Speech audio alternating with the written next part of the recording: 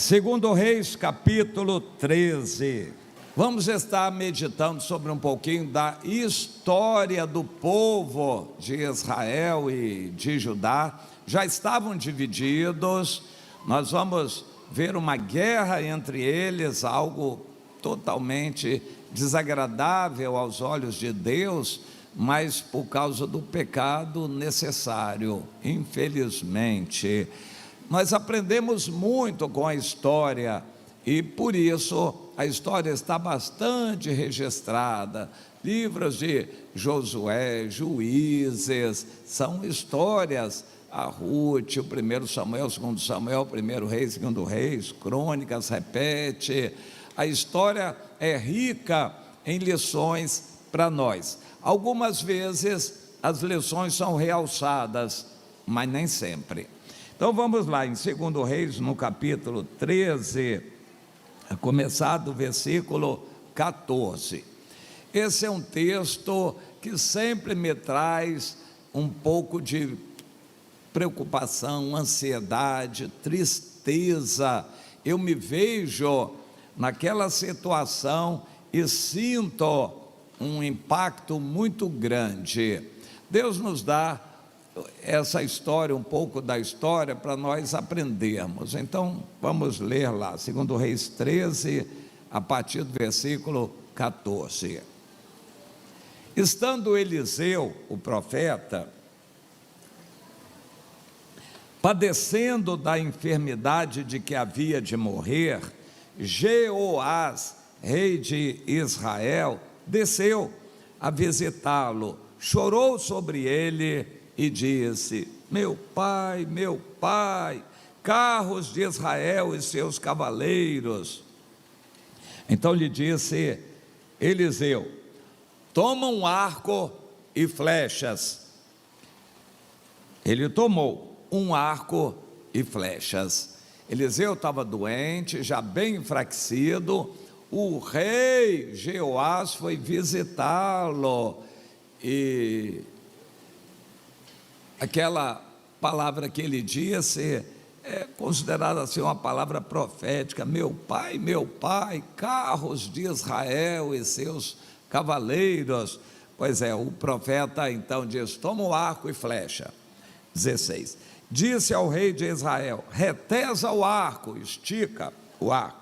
E ele o fez. Então Eliseu pôs as mãos sobre as mãos do rei e disse: abre a janela para o oriente.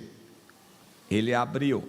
Disse mais Eliseu: atira a flecha. E ele atirou. Prosseguiu: flecha da vitória do Senhor, flecha da vitória contra os sírios, porque ferirás os sírios em Afeca até os consumir. Disse ainda: toma as flechas. Ele as tomou. Então disse ao rei de Israel: atira contra a terra. Ele a feriu 3 vezes e cessou. Não se sabe se foi com uma flecha só, ou com um molho de flechas, ou uma flecha de cada vez. Atira contra a terra 3 vezes e parou.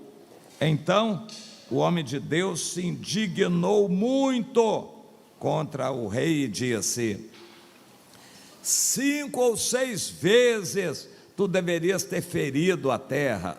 Ou seja, com indignação, com vontade, com determinação. Mas ele feriu 3 vezes. Então ferirás os sírios se tivesse ferido a terra 5 ou 6 vezes, então terias ferido ou feririas os sírios até os consumir. Porém agora só 3 vezes ferirás os sírios. Bom, que já era uma grande coisa, né? Vencer uma batalha é bom, vencer 3 batalhas, melhor ainda. Eu poderia ter vencido de vez. 20. Morreu Eliseu e o sepultaram. Ora, bandos de moabitas costumavam invadir a terra à entrada do ano. Sucedeu que, enquanto alguns enterravam um homem, eis que viram um bando. Então, claro, com medo daquele bando de bandidos, lançaram o homem na sepultura de Eliseu. Estavam promovendo o enterro, apareceu um bando, eles apavorados jogaram o morto ali, de qualquer maneira, na primeira sepultura que eles acharam, que era a sepultura do Eliseu, o homem de Deus. E logo que o cadáver tocou os ossos de Eliseu, reviveu o homem e se levantou sobre os seus pés. Ali estavam então os ossos do profeta. Quando o cadáver encostou, os ossos do profeta reviveu. Hazael, rei da Síria, oprimiu a Israel todos os dias de Jeoacás. Porém, o Senhor teve misericórdia de Israel, se compadeceu dele e se tornou para ele por amor da aliança com Abraão, Isaque e Jacó, e não o quis destruir ainda e não o lançou ainda da sua presença. Morreu Hazael, rei da Síria, e Ben-Hadad, seu filho, reinou em seu lugar. Jeoás, filho do Jeoacás, retomou as cidades das mãos de Ben-Hadad, rei da Síria, que este havia tomado das mãos de Jeoacás, seu pai, na guerra. 3 vezes Jeoás o feriu e recuperou as cidades de Israel. Aleluia. Podia ter vencido os sírios de vez, venceu 3 vezes e retomou cidades que eram de Israel. Continuando, no 2º ano de Jeoás, filho de Jeoacás, rei de Israel, 2º ano, começou a reinar Amazias, filho de Joás, rei de Judá. Tinha 25 anos de idade quando começou a reinar, e 29 anos reinou em Jerusalém. Era o nome de sua mãe, Jeoadã, de Jerusalém. Fez ele o que era reto. O Amazias fez o que era reto perante o Senhor, rei de Judá. Ainda que ele não tenha sido como Davi, seu ancestral, fez, porém, segundo tudo o que fizera Joás, seu pai, que também foi considerado um rei bom. Tão somente os altos não se tiraram, o povo ainda sacrificava e queimava incenso nos altos. Uma vez confirmado o reino na sua mão, matou os seus servos que tinham assassinado o rei, seu pai. Porém, os filhos dos assassinos não matou, segundo está escrito no livro da lei de Moisés, no qual o Senhor deu ordem, dizendo: os pais não serão mortos por causa dos filhos, nem os filhos por causa dos pais. Cada qual será morto pelo seu próprio pecado. Falando do Amazias, rei de Judá, que foi considerado um rei bom. Ele feriu 10.000 edomitas no vale do Sal, e tomou a Sela, ou Selá, na guerra, e chamou seu nome Jocteel até ao dia de hoje. Então Amazias foi considerado um bom rei, Deus estava com ele, foi a uma guerra e venceu. Em outro texto da Bíblia, segundo Crônicas, nós temos muitos outros detalhes dessa guerra. Venceu, mas tem um monte de poréns aí, e isso faz parte da nossa vida também. Não só o resultado líquido, se a gente vai fazer uma viagem, a gente chega, mas e durante a viagem? O que aconteceu? Todos os detalhes são importantes para Deus e contam na nossa trajetória. A vida cristã não depende só dos resultados, nós somos julgados pelo caminho. Eu vos mostrarei um caminho mais excelente.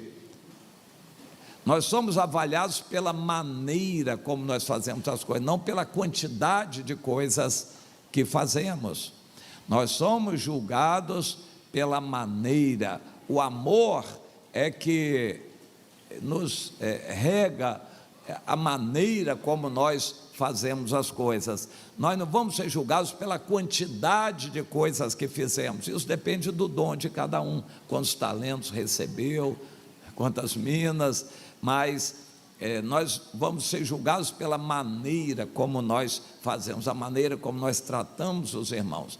Não é só se a gente vai à igreja, como você foi, no caminho, você orou por alguém, falou com alguém, você foi junto com alguém, você amou alguém. Não é só se você foi, é como você foi. O como é fundamental na vida cristã, é onde reside o critério pelo qual nós vamos ser julgados pelo Senhor. O apóstolo Paulo exortou em 1 Coríntios 3, cada um veja como está edificando.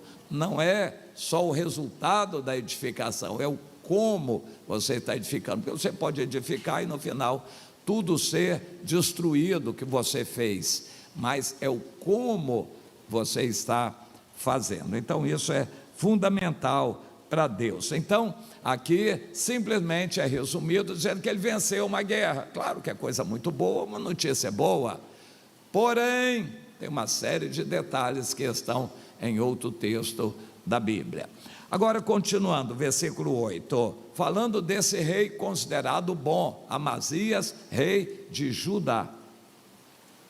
Amazias enviou mensageiros a Jeoás, filho de Jeoacás, filho de Jeú, rei de Israel, dizendo: vem, meçamos armas. Olha que loucura, um rei considerado bom foi desafiar o outro para uma guerra sem sentido nenhum, só para saber quem era o mais forte. Porém Jeoás, rei de Israel, respondeu a Amazias, rei de Judá: o cardo que está no Líbano mandou dizer ao cedro que lá está. O cardo é uma planta pequenininha, mandou dizer ao cedro, aquela árvore grande: dá a tua filha por mulher a meu filho. Soberba, né? Uma plantinha pequena que se comparar ou se relacionar com uma grande. Mas os animais do campo que estavam no Líbano passaram e pisaram o cardo. Ou seja, a plantinha pequena queria se comparar com um cedro, uma árvore grande, e a soberba, né, fez com que aquele cardo quisesse se comparar com o cedro. Aí vieram os animais e pisaram o cardo, mataram, e o cardo acabou. Na verdade, ele fazendo a aplicação disto, Jeoás, fazendo a aplicação, na verdade, tu feriste os edomitas e o teu coração se ensoberbeceu. Gloria-te disso e fica em casa. Por que provocarias o mal para caíres tu e Judá contigo? O Jeoás, quando falou aquilo, estava querendo evitar guerras. Israel estava enfraquecido, o país forte era Judá. Israel, o reino do norte, estava fraco. O Jeoás estava saindo de guerras, ele não queria saber mais de guerras. O país estava enfraquecido, exércitos pequenos. Ele tinha visto milagres de Deus, mas eram prova daquela profecia do Eliseu. O Jeoás não queria saber de guerra, então mandou aquela mensagem: cara, gloria-te disso, você é o bonzão, é o maravilhoso, mas fica em casa, fica aí contando vantagem aí para o seu povo, mas fica quieto aí, por que você quer provocar mais guerra? 11, mas Amazias não quis atendê-lo. Se não quis, a guerra estava inevitável. Subiu então Jeoás, rei de Israel, e Amazias, rei de Judá, e mediram armas em Bet-Semes, que está em Judá. Que coisa horrível, provocaram uma guerra na qual milhares de pessoas morreram, só para saber quem era o mais forte. O Jeoás entendeu a situação: se eu não for para a guerra vem a mim, então não dá para correr. há situações das quais a gente não pode fugir. A gente gostaria de andar longe daquela pessoa, mas não consegue. Há uma confusão, a gente queria evitar aquela confusão, mas não consegue, tem que encarar. Há situações das quais não vamos conseguir fugir ou evitar, então temos que encarar a situação. Se tem que encarar a situação, é para valer. De vez em quando eu conto que o meu filho Marcos Davi era pequeno e eu cheguei em casa, a mulher comentando que ele estava assim, numa situação muito difícil na escola, que os coleguinhas estavam mexendo com ele, ele não sabia por quê, eles eram muito ingênuos, e na sala dele, ele ficou com o número 24 na chamada, aí os coleguinhas começaram a mexer com ele, ele não sabia por que aquilo, ele estava muito triste, muito chateado. Eu também não sei porque eu falei aquilo, a instrução que eu dei ao filho. O negócio é o seguinte: se alguém vier mexer com você, a gente foge da confusão. Nós não procuramos confusão, a gente foge da confusão.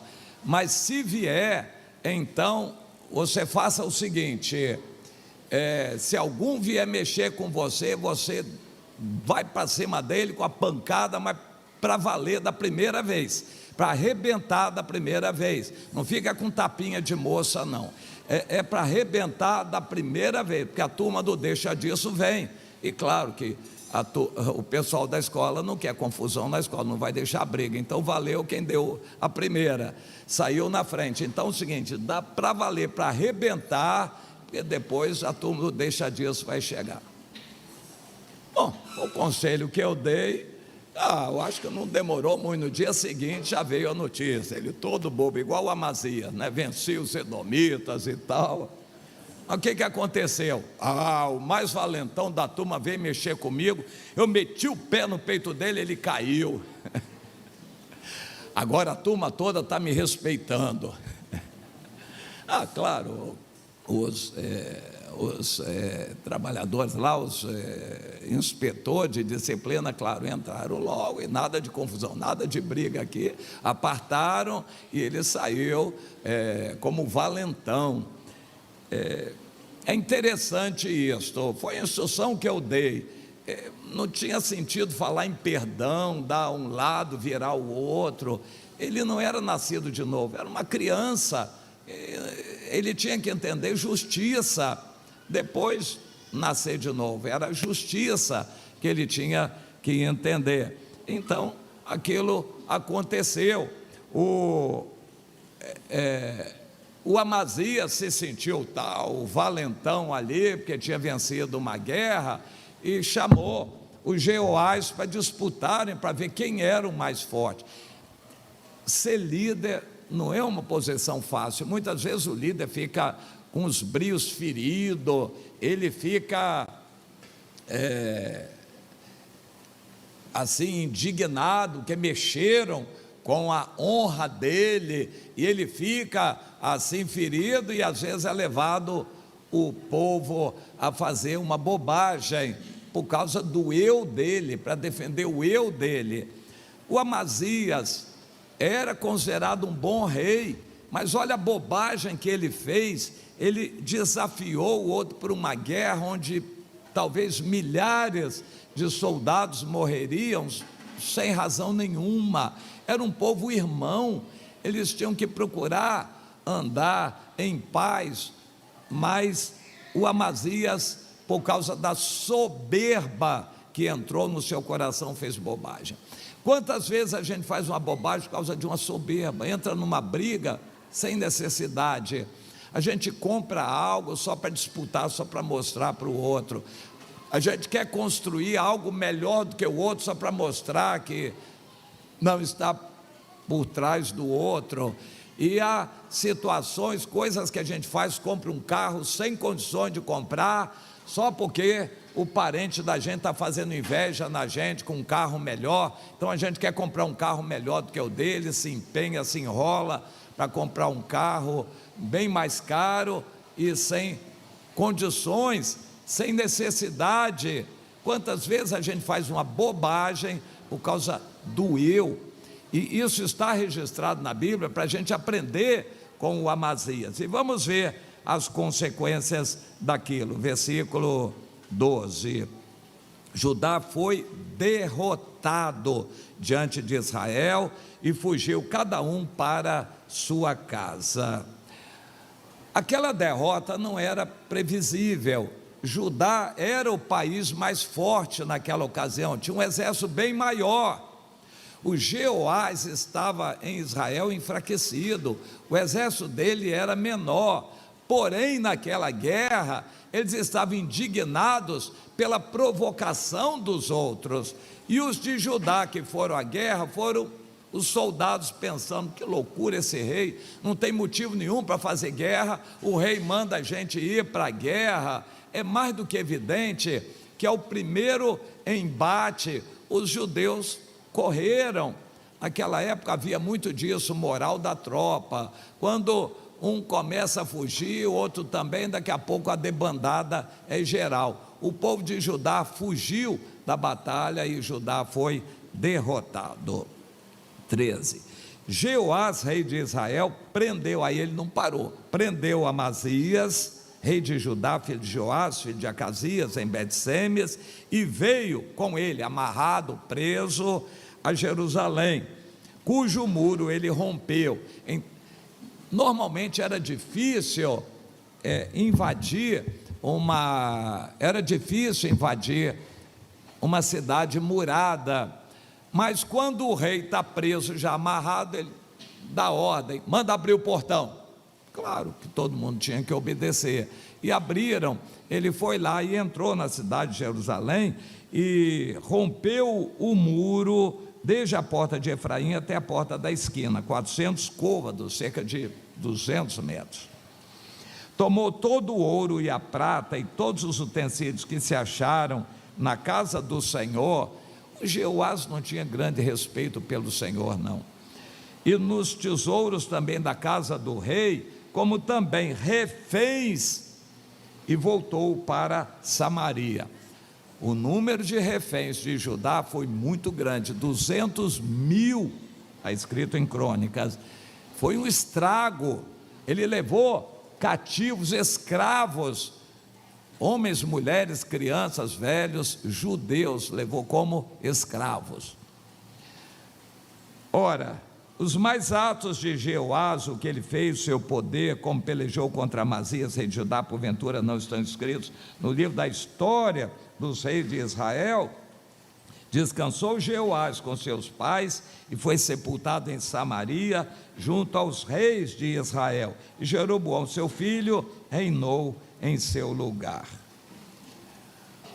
Meus irmãos, para complementar essa leitura, nós vamos voltar atrás. Eu deixei esse texto inicial para a gente ler só depois. O Jeoás aparece aqui como um herói que foi visitar o profeta, quis fazer alguma coisa boa com o profeta, foi sensato em procurar evitar guerra contra Judá.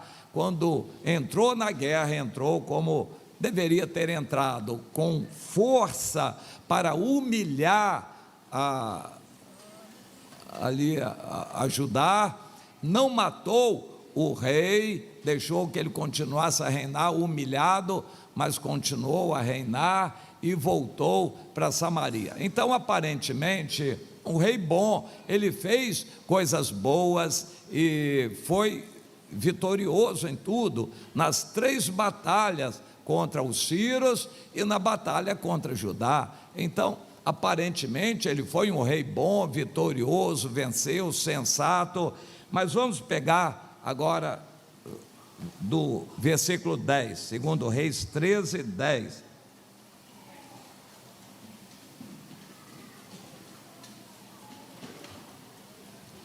No 37º ano de Joás, rei de Judá, começou Jeoás, não confundir, filho de Jeoacás, a reinar sobre Israel em Samaria, e reinou 16 anos.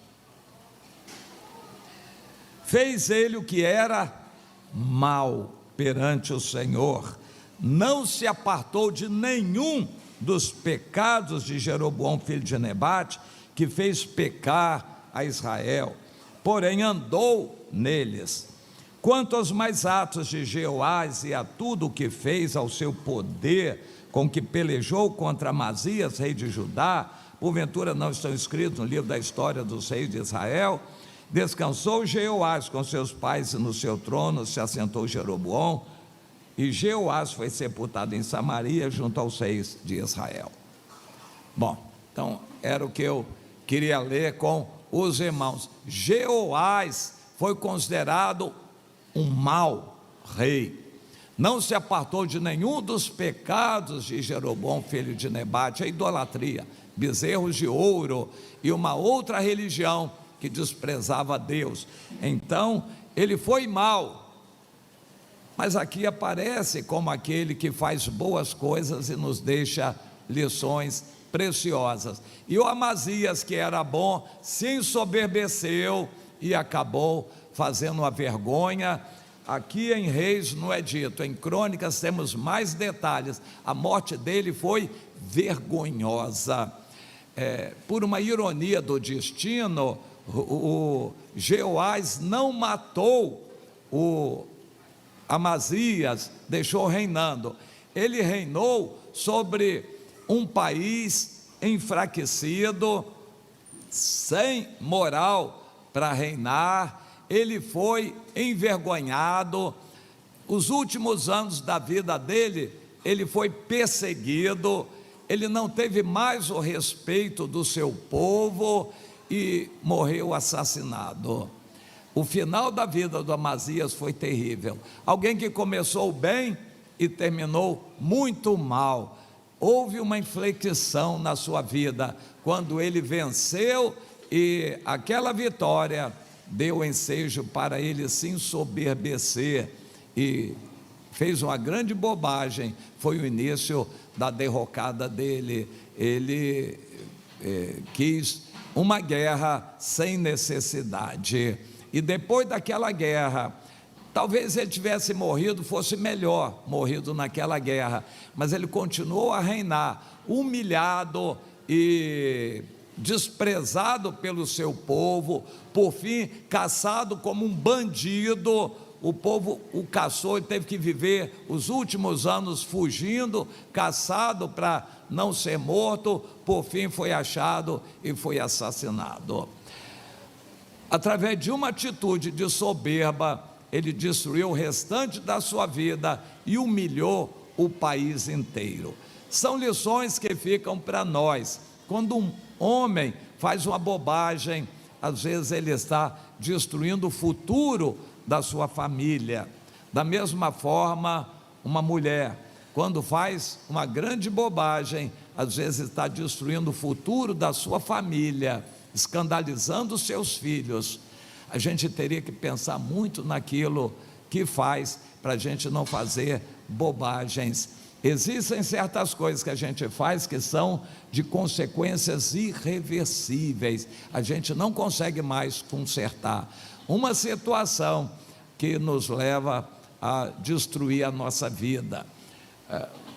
Cidadão é casado, chefe de família, pega a moto e quer dar uma de garotão, sai empinando a moto, fazendo bobagem com a moto, se arrebenta num carro, num acidente, e aí vai viver igual o Amazias, envergonhado, arrebentado, com a saúde ruim, e não vai conseguir trabalhar mais, não vai conseguir um monte de outras coisas, vai deixar um mau exemplo para os filhos. Eu estou citando um exemplo de uma bobagem que a pessoa faz.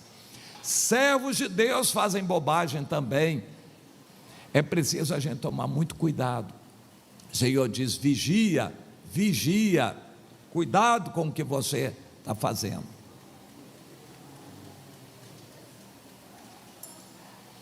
Nós temos um irmão em Vila Isabel, reúne em Vila Isabel, mas reuniu também na Quitanda, que está numa situação dificílima.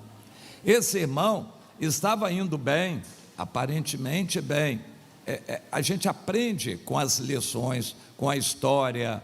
Ele estava indo bem, estava ganhando a família, os filhos começaram a ser batizados, a mulher que ainda não queria, mas vizinhos, ganhou vizinhos para Jesus, começou lá no Parque União uma célula na casa dele, e várias outras pessoas através dele estavam vindo para o Senhor. Aí aconteceu uma coisa que aconteceu através do celular.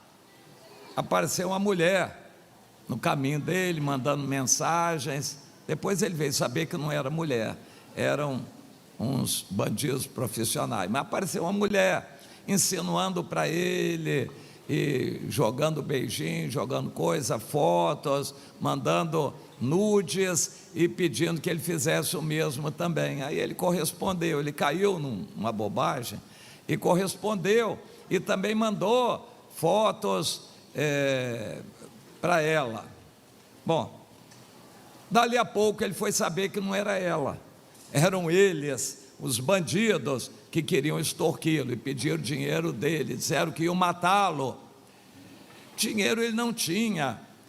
Ele começou a ficar com medo, eles disseram que iam matá-lo. Ele já não andava direito, já andou com medo de contar para a mulher. Ele também se enrolou, e aí nessa altura a situação complicou. Ele já não ia trabalhar, e a mulher começou a perceber. Depois ele confessou para Deus, para os irmãos, para a mulher, mas aí já era tarde demais. O demônio entrou na vida dele, ele foi tomado, possesso por um espírito de medo, e se trancou dentro de casa. E uma das primeiras medidas que a mulher tomou é proibir crentes de irem na casa deles. O escândalo atingiu várias pessoas à sua volta, acabou com o trabalho lá, não tem mais célula nenhuma lá, não tem mais trabalho e reunião ali, e o demônio começou a martelar a cabeça dele, acusando. Ele foi apanhado com martelo, martelando a cabeça, foi levado para o Pinel, ficou internado no Pinel. Já voltou, mas está lá sem. Dizem que está melhorando, né? Às vezes até a gente manda uma mensagem, mas nem sempre a mulher deixa os irmãos falarem com ele. Dizem que está melhorando, mas dentro de casa, sem trabalhar, e a vida ainda bastante anulada.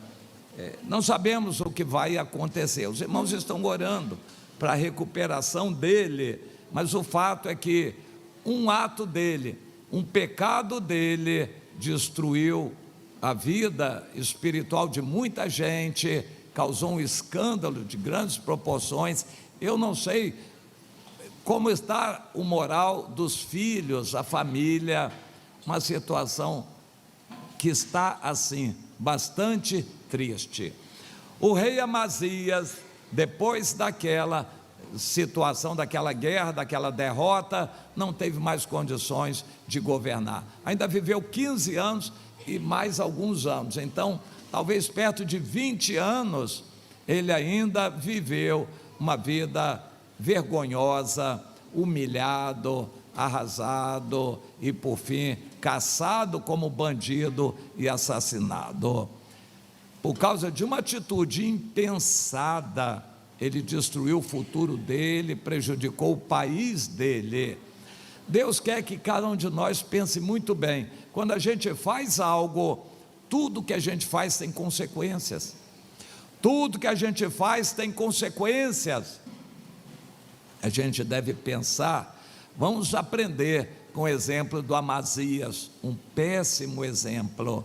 Alguém que começou muito bem e terminou muito mal. Infelizmente, muitos aqui estão incorrendo nesse risco de estarem aqui no meio do fogo de Deus, recebendo a palavra de Deus, a presença poderosa de Deus. Se o seu coração está insincero ou morno, se você não está tomando decisões, você pode estar aí já no caminho de uma queda muito grande. Para cair é fácil, basta estar em pé. 1 Coríntios 10, 12.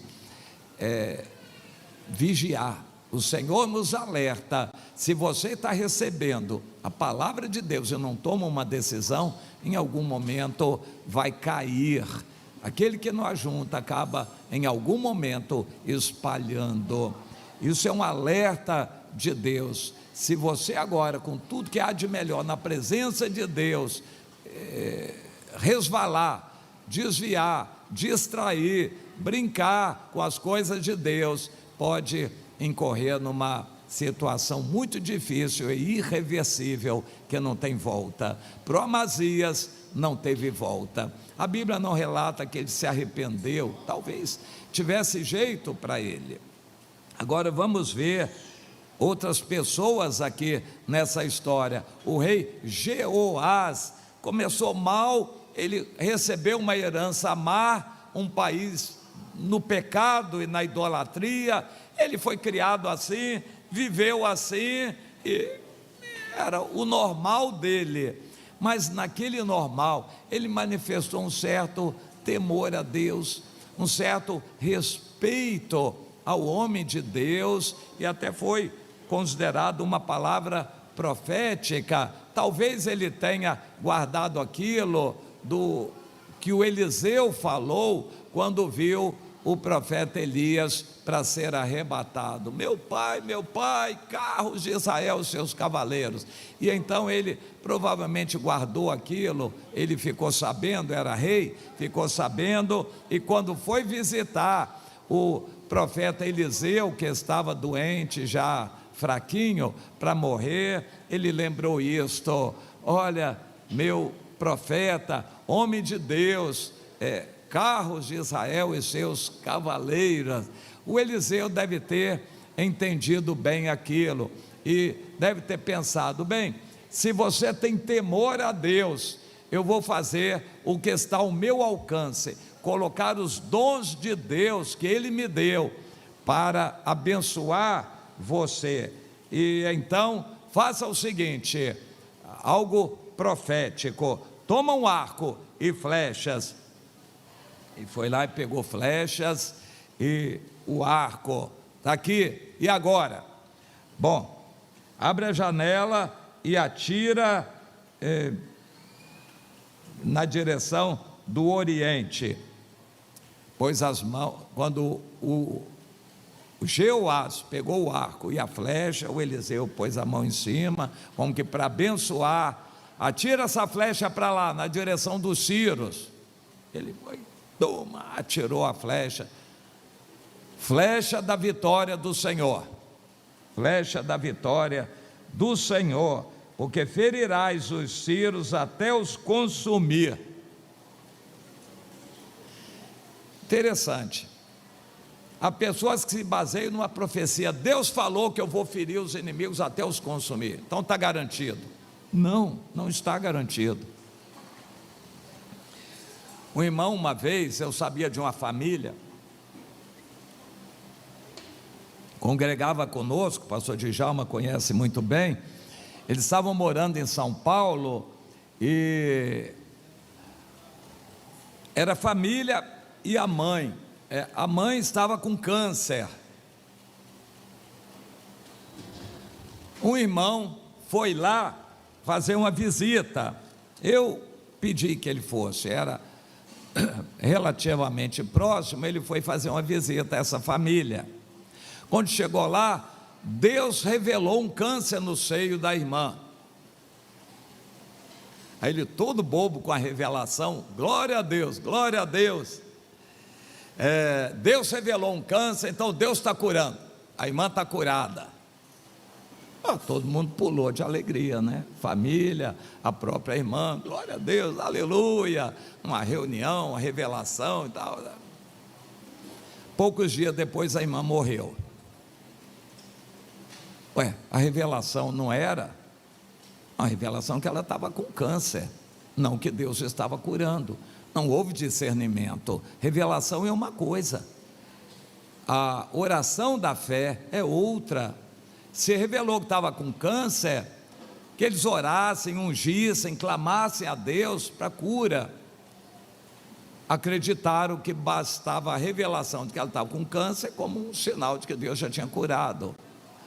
Resultado, a família se desfez, todo mundo no mundo naquela família. E era uma família que tinha uma célula, era um trabalho de Deus ali forte. Escândalo geral, todo mundo no mundo lá naquela família. Tomara que eu esteja desatualizado com a notícia, né? Que algum deles esteja voltando para o Senhor, que Deus haja assim. Mas até a última notícia que eu tinha era um quadro muito triste. Atira a flecha da vitória do Senhor, ferirás o Ciro até os consumir. Amém, vai acontecer. Não aconteceu. Por quê? Era condicional. Muitas revelações são condicionais, muitas promessas de Deus são condicionais. Não pense que você está garantido. Um dia um irmão me entristeceu profundamente, eu continuo entristecido. Ele pegou a palavra Isaías 45, suprimiu o primeiro versículo e pregou sobre os 2 versículos seguintes, 2 e 3. Eis que eu vou à tua frente, arrebentarei cadeias de ferro, vou o teu caminho, vou dar grandes vitórias. E ele pregou para qualquer irmão que Deus vai à frente e dá grande vitória. Ele assassinou a Bíblia, o primeiro versículo. Assim diz o Senhor a Ciro, o seu servo, a quem chamei. Não é uma palavra para qualquer um, era uma palavra específica para o Ciro. E naquela mensagem neopentecostal, com que muitos estão enganando crentes aí, tirando um versículo do contexto para deturpar a palavra de Deus e agradar as pessoas, falando o que elas querem ouvir. Quem é que não quer ouvir uma promessa dessa? Está curado, minha irmã, Deus está me revelando um câncer, está curada. Quem é que não gosta? Vai pular de alegria, cantar, louvar.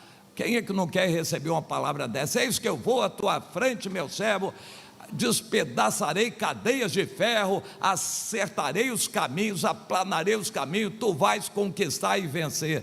Quem é que não quer ouvir uma palavra dessa? Mas é para quem essa palavra? É para qualquer um? Não, era para Ciro, e se cumpriu literalmente essa palavra, mas não é para ser usada, tirada do contexto para qualquer um. Essa é uma palavra deturpadora da Bíblia, para agradar pessoas. Quando uma igreja está atrás de dinheiro, né, agradar as pessoas com promessas fictícias que nunca vão se cumprir, mas até que a pessoa perceba que a promessa não vai se cumprir, já deixou bastante dinheiro em campanha ali na igreja. Isso não é de Deus. Pois é, coisas são condicionais com Deus, dependendo da nossa atitude. Amém? Essa é a flecha da vitória contra os Círios. Está agora na tua mão o segredo para vencer os Círios até os consumir. Puxa, eu como rei ficaria maravilhado, qualquer um na liderança recebendo promessas de Deus. Eis meu servo que eu tenho grande obra para ti, prepararei o teu caminho, darei grandes vitórias, o sucesso da obra. Quem é que não gosta de profecia assim? No meio pentecostal quase todo mundo tem uma profecia dessa guardada na sua memória. Eis minha serva, farei de ti uma grande obra, tenho grande obra para ti. Ela fica a vida inteira de braços cruzados e a grande obra não vem, ela morre no pecado, longe de Deus, entristecida. Pois a gente tem que procurar entender. Então, aquela flecha seria a flecha da vitória, mas dependeria de usar aquela flecha. Então o texto continua, o profeta disse: pois Agora toma as flechas. Dizem que um aljava tinha 5 flechas. Aljava deve ser um tubinho, né, de couro, a pessoa botava na cintura onde colocava as flechas. Então o profeta fala aqui em 5 ou 6, talvez as flechas que cabiam numa aljava. Então o rei pegou, está aqui, e agora? Atira contra a terra. Não sabemos de detalhes, se ele atirou uma por uma, ou se atirou todas juntas, ou uma após outra. O fato é que ficou bem claro que ele atirou 3 flechas para o chão. E as outras? Ele parou no meio. Na verdade, o Jeoás não estava entendendo. Até para nós hoje é difícil entender o que o profeta queria dizer com aquilo. Atira as flechas para a terra. 1, 2, 3, pronto, é isso? O profeta ficou indignado, e o Jeoás não entendeu porque que o profeta ficou indignado. Eu estou fazendo tudo que você mandou, você devia ter jogado 5 ou 6 flechas, aí sim venceria os sírios até os consumir. Como você jogou só 3 flechas, vão ser 3 guerras que você vai ganhar, 3 batalhas. E de fato aconteceu, tudo aquilo aconteceu. Ele venceu 3 batalhas, mas não tudo, não venceu os sírios até o fim. Essa lição para nós é muito significativa. Meu irmão, você entra na guerra é para vencer, não é para empatar. Guerra não costuma ter empate, briga. A gente está numa luta, é para vencer, então tem que se empenhar, se dedicar, e até o fim, e não pode parar, porque se você largar o inimigo meio morto lá, ele ainda pode se levantar. De vez em quando tem gente morrendo aí por causa de cobra, né? A pessoa pega a cobra, achou que já está dominada, quando menos espera, a cobra vai lá e pica, bota veneno na pessoa, a pessoa morre. Tem acontecido, aconteceu semana passada no Espírito Santo. Deus quer nos alertar, o inimigo é tinhoso, às vezes ele se faz de morto, quando você vira as costas, ele se levanta covardemente. Nós temos que entender a natureza da nossa guerra espiritual. Nós estamos lutando contra um demônio mentiroso, enganador, até se fingir de morto ele pode fazer para a gente pensar que já venceu. Daqui a pouco ele se levanta e nos ataca pelas costas. Ele é covarde. Eu me lembro de uma luta que eu tive, era jovem ainda, tinha pouca experiência na obra espiritual, e um demônio bravo pegou um rapaz, e ele já tinha andado por muitas igrejas, o demônio não saía, provavelmente era uma legião. E no nosso meio foi um escândalo. Nós tivemos uma igreja presbiteriana até de madrugada, a vizinhança, era uma gritaria ali, a vizinhança ficou escandalizada, chamaram a polícia, avisaram o pastor da igreja que saiu lá de madrugada da casa dele para ver o que estava acontecendo ali na igreja. Uma guerra, e nós não conseguimos expulsar. O demônio saía, daqui a pouco voltava. Podia ser, a gente não tinha esse discernimento claro, éramos iniciantes na obra do Espírito. O demônio deu um banho na gente, provavelmente era uma legião, eram vários, um saía, vinha outro, e a gente achava que estava tudo bem, porque ele voltava à consciência, daqui a pouco manifestava outro demônio. A gente precisa ter conhecimento do nosso adversário, e a gente não parar uma luta no meio. Muitos irmãos evangelizam a pessoa, oh, que bênção, fulano tomou a decisão pelo Senhor, vamos apresentá-la na frente da igreja, olha, aleluia. Passa um mês, a gente pergunta, meu irmão, cadê aquela pessoa? Ah, não está vindo mais não. Mas escuta, você não cuidou, ela não estava firme, você não deu atenção, ela enfraqueceu, não quer vir mais, se desviou. Meu irmão, a gente estava cantando vitória lá, e a continuação, com a flecha da vitória, você sossegou, achou que ela ia ficar firme na igreja sozinha, sem ninguém para discipular. Você acreditou em Papai Noel, que um novo convertido vem e vai ficar numa bênção na igreja sem que ninguém cuide dele. Que loucura, meu irmão. Você acreditou que a igreja ia garantir para ele ou para ela que ia ficar firme? Ingenuidade. A gente não conhece o inimigo. A gente evangelizou hoje. Satanás vai concentrar todas as forças do mal contra aquela pessoa nessa semana. Se você levar uma semana para falar com a pessoa, provavelmente já perdeu. Olha, ela vai ser convidada para jogo de futebol, para festinha, os amigos todos que não ligavam para ela vão aparecer naquela semana, as oportunidades todas, um ex-namorado vai aparecer, naquela semana vai ser uma concentração de poderes das trevas para levar aquela pessoa de volta, e se você passa uma semana sem ver aquela pessoa, já era. Muito provavelmente o inimigo veio na sua frente e levou aquela pessoa. Tem que perseverar. Você começou a evangelizar uma pessoa, larga tudo mais, se concentra naquela pessoa para garantir. A vitória tem que ser garantida até o final, não só com 3 flechas, 5 ou 6 até o final, até matar bem matado o adversário. Não pode achar que o adversário caiu, que já está vencido. Ele pode estar fingindo, daqui a pouco ele se levanta. Nós temos que perseverar. 5 ou 6 flechas, é para vencer, vamos vencer até o fim. Isso mexe muito comigo, porque facilmente, muito comumente, eu não persevero até o fim.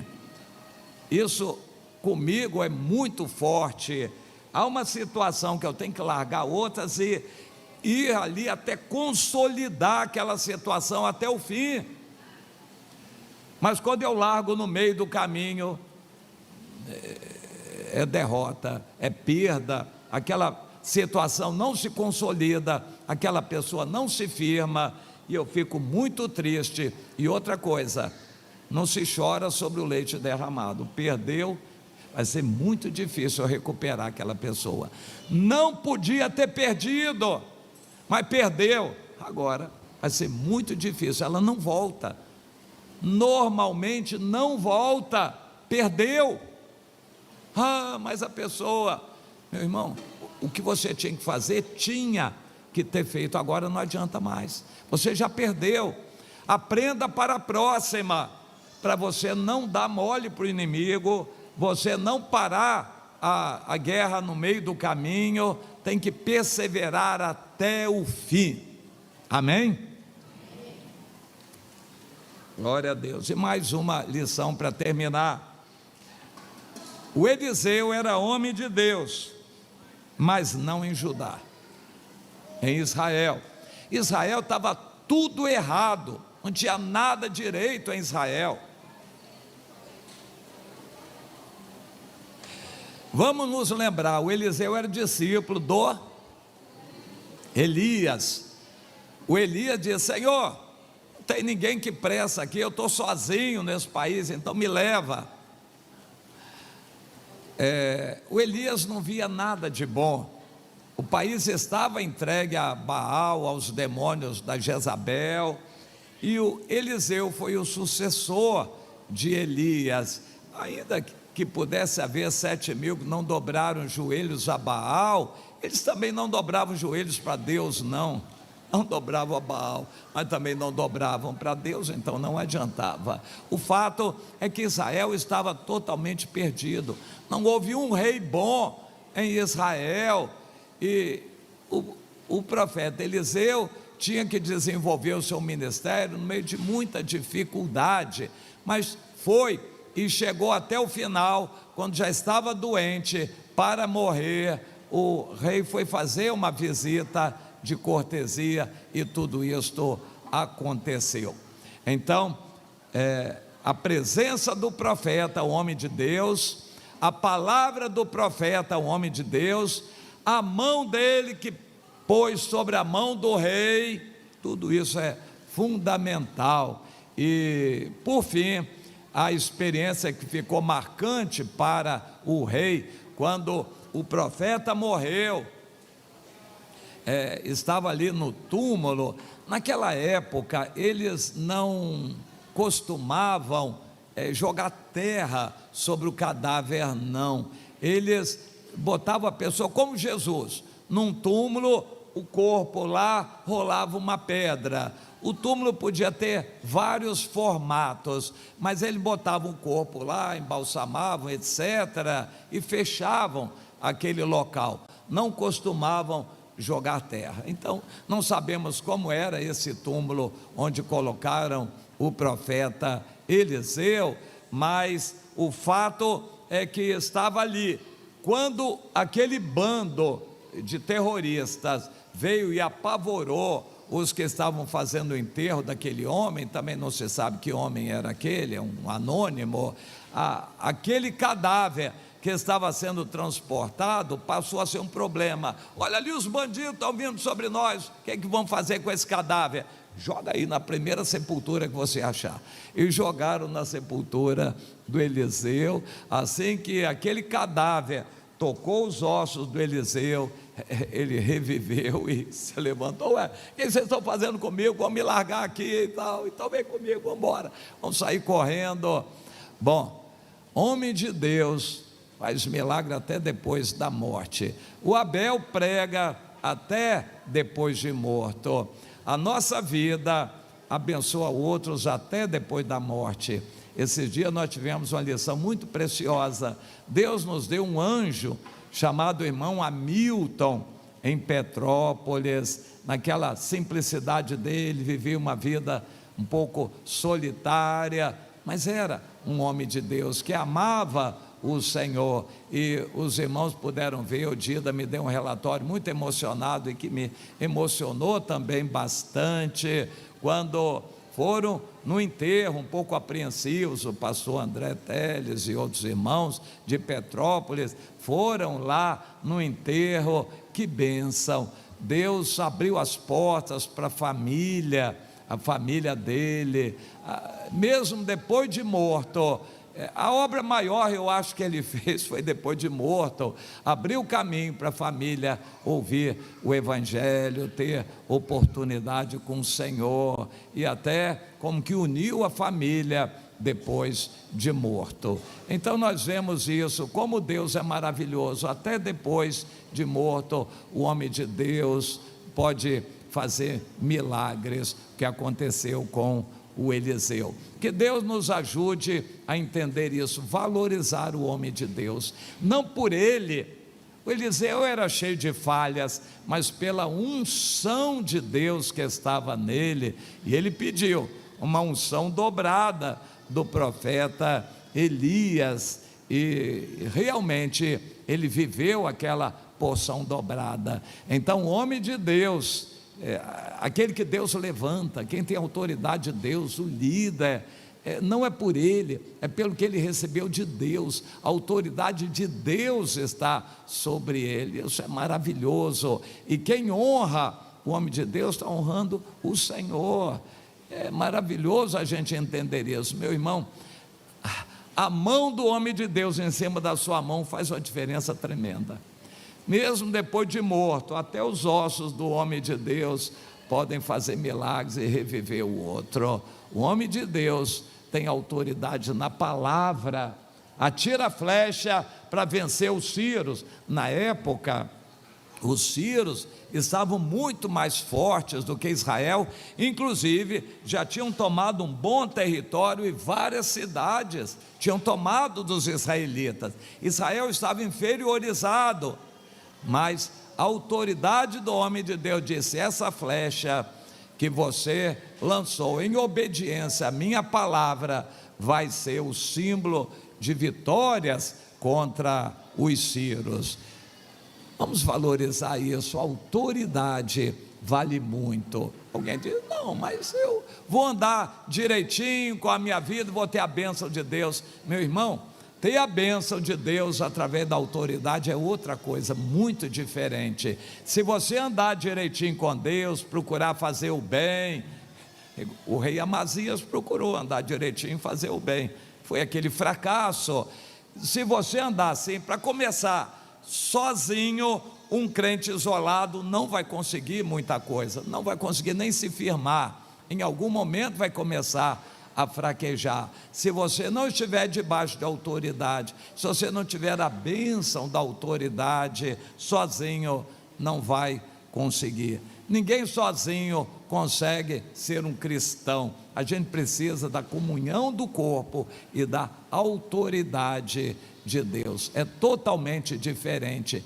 Uma palavra de Deus com autoridade muda tudo, faz uma guerra ser vencida. Uma palavra de Deus com autoridade pode muito. Vamos valorizar isto. E para encerrar, Deus tem falado muito comigo no derramamento do Espírito nos últimos tempos. Nós estamos vivendo uma época de trevas. Deus me deu uma revelação, achei muito interessante. Era como se fossem muitos palitos de fósforo um ao lado do outro. Na verdade não eram palitos de fósforo, eram palitos como que de algodão doce, só que não era um algodão doce, era uma bucha escura, e um ao lado do outro. Aquilo formava um mar de buchas escuras que impedia a entrada do sol, e apenas em um lugar onde nós estávamos, estava mais rarefeito aquilo, e o sol ainda podia entrar. Eu entendi que o mundo todo está sendo atacado pelo espírito do anticristo. É bom a gente lembrar, há mais de 82 milhões de refugiados, que pessoas não eram pobres e miseráveis, classe média, gente que tinha uma condição boa no seu país, que foram obrigados a fugir do país e estão vivendo em campos de concentração. É uma prisão, não tem liberdade, não tem comunicação, apenas eles têm uma barraca ali dada pela ONU e comida, água e comida que é jogada de vez em quando, e eles perderam a liberdade. Na maioria são cristãos, perseguidos nos seus países por causa do cristianismo, estão vivendo em uma subvida como refugiados. Bem, na maior parte dos países a perseguição é feroz contra o cristianismo. As igrejas já estão proibidas, em todo o Oriente praticamente as igrejas já estão proibidas, e o cerco está fechando para o mundo ocidental. Na Europa as igrejas já estão praticamente inviabilizadas de funcionar. Isso está vindo para as Américas. Minha filha Érica diz, no Canadá, fim de ano, por causa dessa variante nova, as igrejas todas do Canadá cancelaram as programações e tudo, não tiveram programação de fim de ano, cultos. Nos Estados Unidos a situação é parecida, mas está sendo proibido pelo governo, não totalmente proibido, mas os crentes estão se proibindo, porque eles estão acreditando nisso tudo, se apavorando e abandonando as igrejas estão fechando. Mas no Brasil também a coisa está caminhando nessa direção. Por enquanto nós estamos numa abertura, o sol ainda da justiça ainda pode entrar no nosso meio. Nós temos um presidente que se identifica com as bandeiras evangélicas, está com pouca força, precisando de nossa oração, mas ele se identifica. Nós estamos num estado que tem um governador que se identifica com os evangélicos, e ele faz o que pode para preservar a nossa liberdade de culto. Nós estamos reunidos num local, num município onde o prefeito é evangélico, sofre acusações, mas se esforça por garantir essa liberdade. Mas de uma hora para outra tudo isso pode ser mudado, tudo isso pode ser mudado. Nós temos que aproveitar onde nós estamos. Nós fazemos parte de um pequeno número no mundo de cristãos que ainda têm liberdade de reunir, de pregar, de cantar e louvar, mas o cerco está fechando, está se fechando duramente contra nós também. Então o que Deus tem me falado é o seguinte: espera aí, quando cristãos tiveram que fugir de seus lugares, por exemplo, Síria, Líbia, Iraque, Sudão e aos montes, Nigéria, aos montes de países estão sendo expulsos de suas casas, tendo que ir para um campo de refugiados, então acabou a vida para eles. Não se eles crerem em milagres, porque o Espírito Santo está derramado para eles também. Se eles clamarem por milagres, Deus vai fazer milagres lá. Então nós estamos vivendo uma época onde só milagres vão resolver. Nós vamos depender de dons espirituais, nós vamos depender de milagres de Deus, e o Senhor está nos empurrando. Clame, situação financeira, saúde, problema com vizinho, situação de trabalho, como você vai resolver? Estão te obrigando a ter um passaporte aí, você não quer, senão vai embora do trabalho, vai ser demitido. Meu irmão, milagres de Deus. Senhor, eu estou entregando a Ti, eu quero ver o Teu poder, vem e age. Senhor, vem e opera. O Senhor está nos empurrando para a gente depender de milagres, amém? Creia, o Espírito Santo não foi derramado para ficar aí de qualquer jeito. O Senhor revelou águas aqui, é para a gente receber, é para a gente tomar posse. O Espírito Santo foi derramado como águas, nós precisamos. Ninguém vai conseguir viver uma vida cristã acomodada, normalmente, mornamente, não vai conseguir. Ou você se esquenta de vez para viver em milagres de Deus, ou não vai conseguir, vai ser sufocado. Devagarzinho vão sufocar os crentes normais, os crentes comuns, os crentes acomodados, os crentes domingueiros, os crentes mornos, vão ser sufocados, não vão conseguir sobreviver espiritualmente, a não ser com milagres de Deus. O profeta Eliseu estava num país onde ninguém mais buscava Deus, eles precisavam ver milagres, e o Senhor fez aquele homem ressuscitar. Nós estamos numa época em que só milagres de Deus, nós vamos depender disto, e os milagres dependem do nosso fervor e da nossa perseverança. Joga 3 flechas para o chão, meu irmão, você vai alcançar a vitória. Mas por que só 3? Joga todas elas, a vitória ser completa. Propõe no coração ganhar sua família. Por que você vai se conformar com um parente seu sendo dominado por Satanás? A sua vizinhança dominada pelo tráfico? Por que você vai se conformar com a sua célula acabando, os irmãos desanimando? Por que você vai se conformar com a situação de qualquer jeito? Clame a Deus, peça milagres de Deus. Nada vai para frente em nossos dias se Deus não operar milagres. Nenhuma obra vai para frente, a igreja não permanece, muito menos cresce sem milagres de Deus. Nós vamos depender desse poder abundante, transbordante do Espírito. Então busque, dê lugar, deixe Deus agir, se entregue, se derrame nas mãos do Espírito Santo, para Ele agir, fazer milagres e as coisas acontecerem. Amém? Vamos aprender, vamos ficar de pé e orar, que o Senhor seja glorificado na vida, na mente, no coração de cada um dos irmãos, nas decisões que tomemos agora.